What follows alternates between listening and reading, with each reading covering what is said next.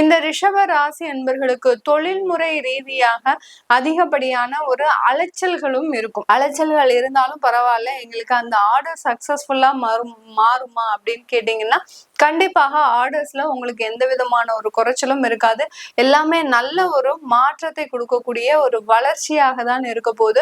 வருமானங்கள் இருக்கு, கண்டிப்பான வருமானங்கள் இருக்கு. ஆனா அந்த வருமானங்கள் இப்போ உங்களுக்கு உடனே யூஸ் ஆகுமா அப்படின்னு கேட்டீங்கன்னா அதுலதான் சில சிக்கல்கள் இந்த ரிஷபராசி என்பவர்களுக்கு இருக்கு. ஏன்னா இந்த குரு பகவான் பாத்தீங்கன்னா அவங்களுடைய 2ஆம் வீட்டுல என்னென்ன நட்சத்திரத்தை கடக்குறாரு அப்படின்ற போது செவ்வாயினுடைய நட்சத்திரத்தை கடக்குறார். செவ்வாய் பாத்தீங்கன்னா உங்களுடைய மேஷ ராசிக்கு அதிபதி, 12ஆம் இடத்திற்கு அதிபதி. அதனால அந்த விரய செலவுகள், வெளிநாடு சம்பந்தப்பட்ட செலவுகளை சந்திப்பதற்கு உண்டான ஒரு நேரமாக இருக்கும்.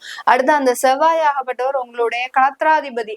அதனால திருமணம் சம்பந்தமான சுப விரயங்களுக்கு இந்த பண வருமானங்கள் செலவு செய்யக்கூடிய ஒரு நேரமாக இருக்கும்.